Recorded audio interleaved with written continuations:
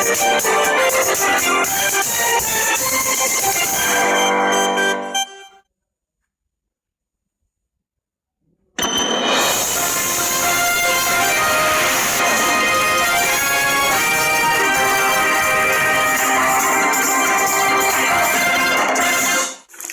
Businessman, हर entrepreneur सफलता के चरम को चूमे ये जरूरी नहीं। ठीक उसी तरह जैसे रनिंग ट्रैक पर भागने वाले सभी विनर्स नहीं होते। विनर बनने के लिए वो सोच पैदा करनी होती है, जुनून पैदा करना होता है, और तो और बिजनेस में क्या कुछ नया करें, क्या इनोवेटिव करें जो और लोग नहीं कर रहे हैं या कम कर रहे हैं। ये विजन एंटरप्रेन्योर के विनर बनने में सहायक होता है। नमस्कार, मैं हूं रविंद्र गौतम और आप देख रहे हैं winners with Ravindra Gautam season 2। आप जानते ही हैं कि इस प्रोग्राम में उन हस्तियों से आपको रूबरू करवाते हैं जो सफलता के चरम को छू रहे हैं, और आज एक ऐसी ही शख्सियत, एक ऐसे ही विनर अजीत गुप्ता हमारे इस खास प्रोग्राम में है।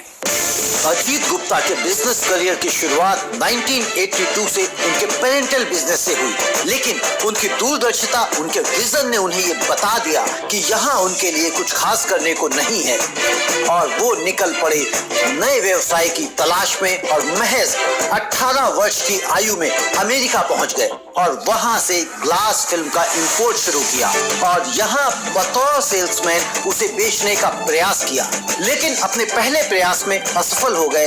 लेकिन अपने जुनून से उसी प्रोजेक्ट को उन्होंने कामयाब बनाया और तब से लेकर आज तक सफलता की सीढ़ियां एक एक कर चढ़ते जा रहे हैं, और सफलता की बुलंदियों पर अजीत इंडस्ट्रीज ने अपना परमानेंट ठिकाना बना रखा है। आज अजीत इंडस्ट्रीज के पास 300 से ज्यादा प्रोडक्ट्स हैं। अजीत गुप्ता का फलसफा है, बोलने से पहले सोचो और एक बार जो बोल दिया उसे पूरा करो, चाहे घाटा हो या मुनाफा। अजीत जी, आपका हमारे इस खास प्रोग्राम में बहुत बहुत स्वागत है। Thank you. इस प्रोग्राम के मार्फत बहुत सारे दर्शक सीख रहे हैं कि किस तरह से एंटरप्रेन्योर सक्सेसफुल बनते हैं, क्या कुछ नया करते हैं, क्या कुछ डिफरेंट करते हैं जिससे उन्हें सफलता हासिल होती है। तो इस प्रोग्राम का एक सिग्नेचर क्वेश्चन है, वो ये है कि आपकी शुरुआत कहाँ से हुई, किन परिस्थितियों में हुई और कितनी पूंजी से हुई। देखिए, इसके लिए मुझे बहुत साल पीछे जाना पड़ेगा। 1982 में जब मैंने 12वीं पास की थी और मैं दिल्ली यूनिवर्सिटी में पढ़ता था, तो मेरे फादर थोड़े से बीमार हो गए। तो हम 5 भाई हैं, तो हमारे बड़े भाई साहब को ज़्यादा शौक नहीं था, तो थोड़ा पढ़ाई में उनको बहुत शौक था, तो पढ़ाई की लाइन में चले गए थे। तो मेरे फादर ने कहा, अभी 5 लड़के हैं, कोई तो आओ मेरी हेल्प करो। तो हम चले गए। तो मेरा 1 साल जो है कॉलेज का वो दिल्ली यूनिवर्सिटी का छूट गया। अच्छा, काम की वजह से जो पिताजी ने आपको बुला लिया था उसकी वजह से पढ़ाई छूट गई? मेरी पढ़ाई छूट गई क्योंकि मुझे ऑफिस डेली जाना पड़ता था और कॉलेज मेरा डे टाइम का था, तो मैं कॉलेज जा नहीं पाता था। तो पर मुझे पढ़ने का शौक था, तो 1 साल में थोड़ा मेरे थोड़े से कंट्रोल में आ गया और मैं फादर की हेल्प भी थोड़ी सी करने लग गया रादर।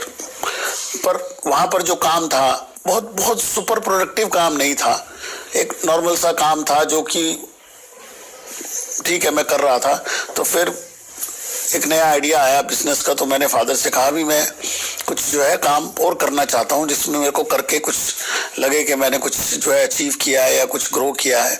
और उस प्रोसेस में हमको एक विंडो फिल्म, जो शीशे पे फिल्म लगती है जिससे कि धूप रुकती है, जो ब्लैक ग्रे और जो कार में भी लगती थी, तो उस काम को हमने इंडिया में फर्स्ट टाइम तब शुरू किया था, तब और कोई नहीं करता था। तो आपको कैसे आइडिया आया कि फिल्म का काम करना चाहिए? वो आइडिया ऐसे आया कि हमारे फादर के एक दोस्त थे, वो आते रहते थे हमारे फादर से मिलने के लिए। तो उन्होंने वैसे एक बार जिक्र किया, भी अमेरिका में इस तरीके की फिल्म बनी है और इस तरीके का काम अगर किया जाए तो इंडिया में चल सकता है, कि इंडिया एक हॉट कंट्री है। तो उन्होंने मुझे 1,20,000 रुपये की पूंजी थी, करीब $10,000 के बराबर, 12 रुपये का डॉलर था उस टाइम, और मेरा पासपोर्ट भी बनवाया, मेरा सूट भी सिलवाया, मुझे प्रोत्साहित भी किया। मैं बॉम्बे भी नहीं गया था तब तक। अच्छा। और उन्होंने मुझे बॉम्बे नहीं गए थे, सीधे यूएसए की टिकट कटवा दी। मैं गया और मेरे को एजेंसी मिल गई, चूंकि इंडिया में उनका कोई कस्टमर नहीं था तो मैंने कोई तीर नहीं मारा, उन्होंने मेरे को एजेंसी दे दी। मैं एजेंसी लेके खुशी खुशी वापस आ गया और पहला साल मेरा बहुत खराब गया। अच्छा। मैं ही सेल्समैन था, मैं ही मैनेजर था, मैं ही बायर था। तो बट 1 साल के बाद फिर मैंने मुड़ के नहीं देखा। हमने बहुत मेहनत की, बहुत भागा दौड़ी की, बहुत लोगों को कन्विंस किया कि प्रोडक्ट उनके लिए अच्छा है। तो हमें कई बिल्डिंग से कॉन्ट्रैक्ट मिल गए, जिससे मेरा काम बहुत अच्छा चल पड़ा। तो जब आप व्यवसाय में आए, बिजनेस में आए, तो क्या मेजर चैलेंजेस आपको फेस करने पड़े? देखिए, उस टाइम पे मेरे को एक तो सबसे बड़ा तो चैलेंज था पैसे की सर्कुलेशन का, क्योंकि 1,20,000 रुपए की जो फादर ने पूंजी दी थी, अगर उस काम को बढ़ाने के लिए, तो उस चीज को हमने थोड़ा ओवरकम किया। दूसरा ये भी चैलेंज था कि हमारे प्रोडक्ट को हमें मार्केट भी करना होता था। अच्छा। एक तो कई प्रोडक्ट ऐसे होते हैं कि उसकी डिमांड है कि जी आप चावल बेचते हो तो चावल खाने वाला है, आपका चावल 2 रुपए सस्ता है तो वो खरीद लेगा, अच्छा है तो खरीद लेगा, पर चावल की डिमांड है। मेरे वाले तो प्रोडक्ट की डिमांड भी मुझे बनानी थी। अच्छा, डिमांड भी आपने जनरेट? हाँ जी, उसको जाके बताना था कि ये प्रोडक्ट तुम्हारे लिए अच्छा है, तुम इसको अपनी बिल्डिंग के शीशों पे लगाओ तो तुम्हें धूप कम आएगी और तुम्हारा एयर कंडीशन का जो है खर्चा बचेगा। तो कुछ लोगों को धीरे धीरे जब ये बातें समझ में आई तो कुछ लोगों ने फिर इसका फायदा उठाया। और थोड़ा ये भी था कि टिंटेड ग्लास जो उस टाइम आते थे वो बहुत महंगे होते थे प्लेन ग्लास की अपेक्षा। तो जब हम फिल्म लगा देते थे उन शीशों पे तो टिंटेड ग्लास से सस्ते पड़ते थे। तो ये सब हमारी 2-3 यूएसपीज थी उस टाइम, जिसकी वजह से हमको धीरे धीरे बिजनेस मिलने लगा। फिर आया मारुति का दौर। मारुति के 2 वेरिएंट्स थे, गाड़ी एसी थी दोनों, पर एक में प्लेन ग्लास लगाते थे, एक में टिंटेड ग्लास लगाते थे। तो जो टिंटेड ग्लास लगाते थे वो बड़े महंगे लगाते थे। तो हमने उस अपॉर्चुनिटी को कैश किया, तो हमने वो फिल्म लगा दी शीशों पे। तो उससे क्या होता था, वो 600 रुपए में गाड़ी में, शीशे की गाड़ी में फिल्म लग जाती थी और वो मारुति वाले 10,000 रुपए मांगते थे। तो जाहिर सी बाहर का जो ग्राहक है वो सोचता है 10,000 की जगह। हमारा बहुत उस टाइम पे बिजनेस बहुत बूम किया। तो उस प्रोसेस में मैंने काफी ट्रैवल किया, पूरे इंडिया में डीलरशिप बना दी। तो डीलर बनाने के लिए आप खुद ही पैन इंडिया ट्रैवल करते थे? हाँ जी, मैं ही था। आपने कोई टीम नहीं रखी? कोई नहीं, फिर धीरे धीरे थोड़ी बहुत टीम रखी, पर मेनली हमने जो टीम रखी वो फिल्म लगाने के लिए भी इसमें हमारा कंसेप्ट होता था कि शीशा साफ करना पड़ता था, फिल्म उसके साइज की काटनी पड़ती थी, उसको लगाना होता था। तो थोड़ी इसमें टेक्निक थी। तो उनको ट्रेनिंग कौन देता था? हम ही देते थे। आप ही देते थे? मैं ही तो सीख के आया था, अमेरिका से भी मैं ही सीख के आया था। फिर वो हमारा काम अच्छा चल पड़ा। पर मुझे पढ़ने का बहुत शौक था, तो और मेरे फादर को भी ये था कि इसकी पढ़ाई जो है, उनका ये मिनिमम रिक्वायरमेंट थी कि भी ग्रेजुएट जरूर होना चाहिए। तो कहते थे भी मेरे लड़के के लिए जब मैं शादी करने जाऊंगा तो मैं ये नहीं कहूंगा मेरा लड़का ग्रेजुएट नहीं है, बोले भी ग्रेजुएट जरूर कर ले, उसके बाद तेरी मर्जी। ग्रेजुएट की स्टैंप होनी चाहिए? हाँ, कि ग्रेजुएट होना चाहिए लड़का। तो फिर आपने पढ़ाई कहाँ, कैसे? मैंने 1 साल के बाद इवनिंग से मैंने कॉलेज ज्वाइन किया। तो इवनिंग से मैंने कॉमर्स में ग्रेजुएट किया। फिर ग्रेजुएशन के बाद मेरी फैमिली का मेरे पे कोई प्रेशर नहीं था, पर मुझे चूंकि पढ़ने का शौक था तो मैंने 3 साल मैंने इवनिंग से ही लॉ सेंटर से लॉ भी पढ़ी। तो लॉ पढ़ने का उद्देश्य क्या था? मुझे शौक है जी पढ़ने का, और मुझे लगा, और जो मुझे पढ़ के बहुत मजा आया उसको। लॉ में जो मैंने पढ़ाई की, मुझे लगता है आज भी मेरी जिंदगी में, मेरे बिजनेस में, मेरी सोच में बहुत मुझे काम आती है। लॉजिकल थिंकिंग और रीजनेबलनेस, फेयरनेस जो लॉ आपको सिखाती है, जो उसके अंदर में केसेस आप स्टडी करते हो, I think it is very helpful for me. Ajit ji, जो आपके कंपनी के प्रोडक्ट्स हैं वो क्या है और उनकी यूएसपी क्या है? देखिए, मेरी 2 कंपनीज हैं। एक कंपनी है मेरी अजीत इंडस्ट्रीज प्राइवेट लिमिटेड, जो कि एक बेसिकली मैन्युफैक्चरिंग कंपनी है, जिसमें हमारा मेजर जो प्रोडक्ट रेंज है that is of various type of self adhesive tapes and die cut materials. तो उसमें बहुत तरीके की टेप्स जो हैं वो बनाते भी हैं, कुछ बाहर से भी मंगाते हैं रेंज पूरी करने के लिए। और उसमें हमारी फैक्ट्री बहुत तरीके से, मतलब 5-7 तरीके, 10 तरीके, करीब 150 से 200 तरीके की टेप्स हैं हमारे पास। 150 से 200 तरीके? हाँ जी। ये मतलब किसी नॉर्मली तो हम तो देखते हैं मार्केट में 5-6 तरह की टेप। हाँ, वो हमारा इंडस्ट्रियल सप्लाईज में बहुत तरीके की टेप्स आती हैं। अच्छा। गाड़ियां बनाने में बहुत तरीके की टेप्स लगती हैं। ऐसे ही पेपर मिल्स में, पैकेजिंग के लिए, इलेक्ट्रॉनिक इंडस्ट्री में, इलेक्ट्रिकल इंडस्ट्री में, एयर कंडीशनिंग इंडस्ट्री में, साइनेज इंडस्ट्री में डिफरेंट तरीके की टेप्स लगती हैं, जो सिंगल साइड की होती हैं, डबल साइड की होती हैं, फोम्स की होती हैं, प्लास्टिक्स की होती हैं, पेपर की होती हैं। घर बनाने में, कंस्ट्रक्शन इंडस्ट्री में बहुत तरीके की टेप्स लगती हैं। अच्छा जी। हाँ जी। इसके अलावा और क्या प्रोडक्ट्स हैं आपकी कंपनी के? मेरी दूसरी एक कंपनी है एएपीएल मार्केटिंग प्राइवेट लिमिटेड। मार्केटिंग मेरा पैशन है, इसलिए मैंने एक मार्केटिंग कंपनी बनाई, करीब 2011 से मैंने बनाई है। वहां हमारे इस टाइम करीब 350 सेल्समैन काम करते हैं, जो पूरे इंडिया में फैले हुए हैं। तो वो कंपनी भी हमारी अच्छी ग्रो कर रही है और उसके अंदर में हम बहुत तरीके के हार्डवेयर कंज्यूमेबल मटेरियल्स में डील करते हैं। और जिसमें टेप्स भी हैं, जोरो बॉन्ड एडहेसिव्स भी हैं और सिलिकॉन सीलेंट्स हैं और कुछ चैनल ड्रॉअर फिटिंग्स वगैरह हैं। इस तरीके के करीब 150-200 प्रोडक्ट्स वहाँ भी हैं। तो यानी कि AIPL ग्रुप में मोटा मोटा अगर हम देखें कि 250 से 300 प्रोडक्ट्स की रेंज है AIPL ग्रुप में। AIPL ग्रुप में तो थोड़ी ज्यादा होगी। अच्छा, और ज्यादा? और दोनों कंपनी मिला के हाँ, तकरीबन कितनी? आई थिंक 400 प्लस SKUs होंगे हमारे। जैसे भी आपने बताया कि जब आपने शुरू किया तो you are the one man army, अकेले थे। हाँ, ठीक है। तो जब आप 400 से ऊपर प्रोडक्ट रेंज पहुंच चुकी है तो आज की तारीख में टीम साइज क्या है आपका फिर? अभी हमारी कंपनी में एम्प्लॉइज होंगे टोटल 800 प्लस होंगे। अच्छा, 800 प्लस की टीम साइज है। Very good. हमारी फैक्ट्री है सोनीपत में, हमारी फैक्ट्री बॉम्बे में भी है, चेन्नई में भी है। ओके। और अब हमारा फोकस है कि हम फॉरेन में भी कोई फैक्ट्री खोलें। अच्छा। एक्सपोर्ट्स की तरफ हमारा जो है फ्यूचर का हमारा फोकस है। तो अगले अगर मैं 5 सालों में बात करूं, 18 और 5 23 यानी कि 2023 में AIPL ग्रुप अपने आप को कहां देखेगा या अजीत गुप्ता अपने उस ग्रुप को कहां देखना चाहते हैं? देखिए, हमारा ऐसा प्लान है कि मिनिमम ग्रोथ जो हमारी पर ईयर आनी चाहिए वो 30% से कम नहीं होनी चाहिए। अपने एम्प्लॉयज के लिए क्या करते हैं, किस तरह से आप प्लानिंग करते हैं कि एम्प्लॉयज का रुझान आपकी तरफ रहे, आपकी कंपनी से उनका लगाव रहे, जुड़ाव रहे, ताकि वो स्विच करने की ना सोचें? देखिए, कोई भी एम्प्लॉयज के लिए ना 2 चीजें बहुत जरूरी होती हैं। एक तो उसकी काबिलियत के हिसाब से पैसा मिले। हर कोई देखिए पैसे के लिए काम करता है। तो अगर किसी की काबिलियत है कि वो 20,000 रुपये का उसको लगता है कि मेरी काबिलियत है, तो उसको हम चाहेंगे कि उसको हम 20,000 से 21,000 रुपये दें, उसको 18,000 रुपये ना दें। कोई भी आपके साथ काम कर रहा है एम्प्लॉय, ये हमें देखना है, हम इस तरीके का वर्किंग एनवायरनमेंट उसको दें कि वो खुश रहे और खुश होकर काम करेगा, एंजॉय भी करेगा और काम भी करेगा, तो उसके रिजल्ट भी बहुत अच्छे आएंगे। ये मेरी फिलॉसफी है इसके बारे में। यानी कि आप ये ध्यान रखते हैं कि एक एम्प्लॉय के लिए कि भाई वो उसको कहीं भी किसी भी तरह की परेशानी ना हो, जो वो डिजर्व करता है वो उसको मिले। हाँ। और जाहिर सी बात है अगर जो डिजर्व कर रहा है और उसको मिल रहा है तो वो स्विच करने की सोचेगा क्यों, जाने की कहीं सोचेगा क्यों? जैसे लोग जो इतने सफल हो जाते हैं, सोसाइटी इन लोगों को बहुत कुछ देती है, क्योंकि सफलता अकेले नहीं आती है, सफलता के साथ बहुत सारी रिस्पॉन्सिबिलिटीज आती हैं, जिम्मेदारियां आती हैं। आप या आपकी कंपनी सोसाइटी के लिए क्या कर रही है? कुछ ऐसा आपने प्लान किया है या फ्यूचर प्लान है, या करंटली आप ऐसा कुछ कर रहे हैं कि सोसाइटी में कुछ कंट्रीब्यूट कर रहे हैं? देखिए, CSR में हमारी 5 एक्टिविटी इस टाइम जो है हम लोग बड़े जोर शोर से कर रहे हैं। पहली एक्टिविटी हमने जो शुरू की है वो है एक वुमेन एम्पावरमेंट के लिए हमने एक प्रोग्राम शुरू किया है। उसमें हम जो मैरिड लेडीज़ हैं, जो किसी भी वजह से अपनी शादीशुदा ज़िंदगी होने की वजह से या फिर बच्चे होने की वजह से काम नहीं कर पाती हैं और काम करना चाहती हैं, तो वो अपने घर से काम कर पाएँ, चाहे 4 घंटे काम करें, चाहे 5 घंटे काम करें, चाहे 3 घंटे काम करें, और उनको कुछ पैसा भी मिले, उनको सेटिस्फैक्शन भी मिले और उनको घर से दूर भी ना जाना पड़े, वो अपनी फैमिली का भी ध्यान रख सकें। इस तरीके का हमने एक प्रोग्राम अपनी कंपनी में शुरू किया है ताकि एक वुमेन एम्पावरमेंट में हम थोड़ा सा सहयोग कर पाएंगे।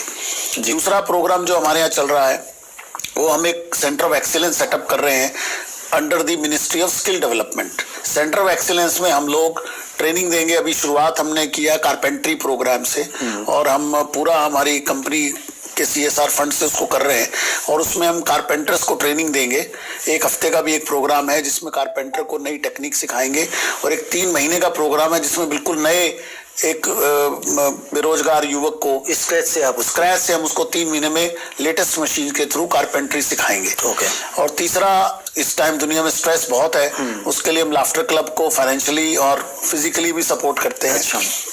एक हमारा प्रोग्राम चल रहा है फेंक मत के बैग्स हम फ्री बांटते हैं। फेंक मत का मतलब है कि जो कई बार लोग गाड़ी में कुछ सामान खाने की चीज खाते हैं या कोई चीज होती है तो गाड़ी से बाहर फेंक देते हैं, तो हम चाहते हैं कि लोग उस बैग में उस गार्बेज को या पैकिंग मटेरियल को रखें। क्लीन इंडिया मूवमेंट के तहत हमने इस काम को शुरू किया है। और लास्टली हम लोग जो नीडी स्टूडेंट्स होते हैं उनको फाइनेंशियली हेल्प करने के लिए हमने कंपनी, हमारी एक AIPL फाउंडेशन है, उसके थ्रू जो है हम फाइनेंशियली नीडी स्टूडेंट्स को जो है वो हेल्प करते हैं। अजीत जी, सफलता का शॉर्टकट क्या है? सफलता का कोई शॉर्टकट नहीं है, हार्ड वर्क तो करना ही पड़ेगा। सिर्फ हार्डवर्क से काम चल जाएगा? नहीं सर, सिर्फ हार्डवर्क से कोई काम नहीं होता। आपको अपने टाइम को इंटेलिजेंटली इस्तेमाल करना है, ताकि और अपनी बुद्धि का भी खूब इस्तेमाल करना है, तभी आप सक्सेस हो पाएंगे। एक छोटा सा एग्जाम्पल देता हूँ जो मैं थोड़ा कोशिश करता हूँ फॉलो करने की, कि 8 घंटे सो, 8 घंटे काम करो, जम के काम करो, और 8 घंटे अपने और अपनी फैमिली के लिए लगाओ। मतलब 24 घंटे को आपने 3 भागों में डिवाइड कर दिया। हाँ जी, कि 8 घंटे सो लें क्योंकि नींद भी पूरी चाहिए। हाँ, और 8 घंटे आप काम को दे दें और जम के काम करें, इंटेलिजेंटली काम करें। जम के काम करना आप किसको कहते हैं? कई बार क्या होता है, आप देखें आपका 8 घंटे का वर्किंग आवर्स है, और आप ये देखेंगे कि आप फालतू की फोन कॉल अटेंड कर रहे हैं, फालतू की आप मीटिंग्स कर रहे हैं, जो काम 15 मिनट में हो सकता है उसके लिए 2 घंटे लग रहे हैं। फोन पर आप 2 घंटे किसी से बात कर रहे हैं, जबकि वो काम आधे घंटे में हो सकता है। आपकी नजर में सफलता क्या है? आप उसको कैसे मापते हैं? देखिए, ये हर एक के लिए अपना अपना मापदंड है सफलता का। कोई सोचता है कि भी पैसा है तो सफल है। मैं ये समझता हूँ कि अगर आपके पास जो आप खाना चाहें उतने पैसे हैं, जहां आप घूमना चाहें उतने पैसे हैं, आप अपने बच्चों को अच्छी एजुकेशन दे सकें उतने पैसे हैं, और आपके पास अपना घर है रहने के लिए, ठीक है, अगर उतने पैसे आपके पास हैं और आप खुश हैं तो आप सफल हैं। मैंने ऐसे लोग भी देखे हैं जो 10 लाख रुपए साल के कमाते हैं और बहुत खुश हैं, बहुत खुश हैं। और ऐसे भी देखे हैं जो 10 करोड़ कमाते हैं, वो भी बहुत खुश हैं, और ऐसे भी देखे हैं जिसके पास 50 करोड़ है पर खुश नहीं है। तो मेरे लिए तो 10 लाख वाला ज्यादा खुश है, वो ज्यादा सफल है।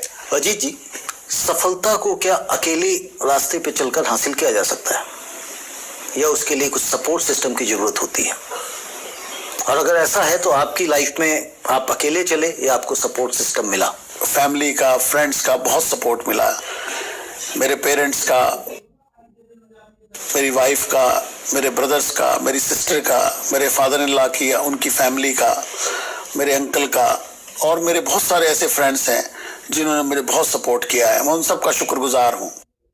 तो सपोर्ट तो सबके लिए ज़रूरी है, और कई बार ज़रूरी नहीं है कि हर कोई आदमी आपको फाइनेंशियली सपोर्ट कर रहा है। कई बार मोरल सपोर्ट के भी हम तुम्हारे साथ खड़े हैं। सपोर्ट सिर्फ ऐसा नहीं कि कोई फाइनेंशियल सपोर्ट करे तो वही सपोर्ट है। हाँ, एक फीलिंग कि भाई हम तेरे साथ खड़े हैं। हो सकता है सपोर्ट गाइडेंस के रूप में है, सपोर्ट बैकअप के रूप में है, सपोर्ट किसी भी सपोर्ट बहुत तरीके की हो सकती है। तो इस मामले में बड़ा खुशकिस्मत रहा हूँ, और मैं जरूर कहूँगा सबसे कि अपने सपोर्ट के पिलर्स जरूर बना के रखें। तो अजीत जी, आपका जो फैमिली का सपोर्ट रहा, तो आपके बच्चे हैं जो आने वाले समय में आपको छुट्टी देंगे? ये तो हर माँ बाप की चाह होती है कि उनके बच्चे बड़े हों और उनके साथ काम करें, पर जिस तरीके से तेजी से ज़माना बदल रहा है तो आजकल कुछ भी कहना मुश्किल है। हाउएवर, मैं अपने आप को इस मामले में लक्की मानता हूँ, क्योंकि मेरी बेटी की पढ़ाई पूरी हो चुकी है, और वो मेरे साथ थोड़ा काम सीख रही है। तो बेटा तो अभी मेरा पढ़ता है। तो देखिए, तो जल्दी यानी कि सपोर्ट सिस्टम और बढ़ने वाला है। हाँ, उम्मीद तो रखते हैं। तो इस तरह से आप 2023 तक जो आपका टारगेट है, गोल्स हैं, वो पूरे होंगे जल्दी ही? हाँ, उम्मीद तो करते हैं। मैं हमेशा इस प्रोग्राम के अंत में एक सक्सेस मंत्रा लेता हूँ सभी एंटरप्रेन्योर से, सभी आए हुए यहाँ पे शख्सियतों से। तो हमारे जो बडिंग एंटरप्रेन्योर्स हैं, उनके लिए आप क्या सक्सेस मंत्रा देना चाहेंगे, जिससे वो उन नियमों को, उन उद्देश्यों को, उन आइडियोलॉजी को अपना के वो सफल हो सकें? सबसे पहला तो एक चीज को जो मैं सीरियसली फॉलो करता हूँ वो है कि हम अपने वर्ड से और एक्शन से ट्रस्ट को जो है वो जनरेट करें। हम कोई ऐसा काम, ऐसे वर्ड ना इस्तेमाल करें, ऐसे एक्शन ना करें जिससे कि सामने वाला हम पर भरोसा ना करे। तो भरोसा जहाँ पर बढ़ता है वहाँ पर बिजनेस में ग्रोथ निश्चित है।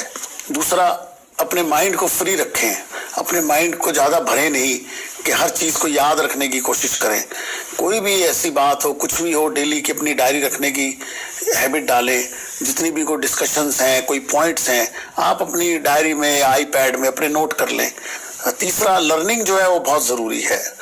लर्निंग, मेरे को पढ़ने की बहुत आदत है, पढ़ने का बहुत शौक़ है। मैं आज रोज़ सुबह उठता हूँ तब थोड़ा कुछ पढ़ता हूँ, शाम को सोने से पहले कुछ पढ़ता हूँ, और टीवी बहुत कम देखता हूँ मैं। चौथा, कई लोग कंपैरिजन में पढ़ते हैं, मैं समझता हूँ बिल्कुल गलत है। हमें अगर कंपेयर करना है तो हम अपने आप से करें। हमें ये देखना चाहिए क्या हमारा ये साल हमारे पिछले साल से बेहतर है। पांचवा, फिजिकल एक्टिविटी जो है वो डेली बहुत ज़रूरी है।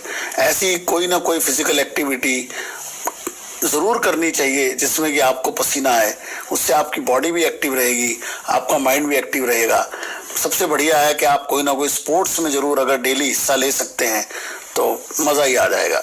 छठा, नई से नई टेक्नोलॉजी को हार्नेस करना चाहिए जिससे कि कम समय में हम ज़्यादा रिजल्ट्स को जो है वो पा सकें। लास्टली मैं ये कहूँगा, अच्छे दोस्त ज़रूर होने चाहिए आपके आसपास जो आपके लिए बेहतरी सोचते हो, जो आपको आपकी सफलता को देख के खुश होते हो। जो मैंने आपसे पूछा था सक्सेस का कोई शॉर्टकट है क्या, तो वो शॉर्टकट शायद यहाँ से होकर निकलता है। और मेरी आपको बहुत बहुत शुभकामनाएं हैं कि आप आने वाले 2023 में जो आपका गोल है उसे अचीव करें। और जो आपकी स्टोरी रही है मेरे हिसाब से हमारे दर्शकों के लिए बहुत ही इंस्पायरिंग रही है कि किस तरह से एक वन मैन आर्मी की कंपनी यानी कि सिंगल जो अजीत गुप्ता ने जिन्होंने शुरू की थी अकेले आदमी ने, वो आज 800 से प्लस लोगों की टीम में तब्दील हो चुकी है। बहुत बहुत शुक्रिया आपका शो करने के लिए। पाना चाहते हैं जो कल कुछ अपनी जिंदगी में उनके करने के लिए बस आज होता है, लगा देते हैं जी जान उसे पाने के लिए, उनकी इसी अदा में तो सफलता का राज होता है। अगर आपको भी लगता है कि आपकी कहानी लाखों लोगों की जिंदगी बदल सकती है और आप चाहते हैं कि हम सुने आपकी कहानी आप ही की जुबानी, तो फोन उठाइए और टाइप कीजिए विनर्स स्पेस अपना नाम और भेज दीजिए 9999312345 पर। हम आपसे संपर्क करेंगे। आज के लिए मैं लेता हूं आपसे इजाजत। अगले हफ्ते फिर मिलेंगे एक नई प्रेरणा भरी कहानी के साथ, एक विनर के साथ। नमस्ते।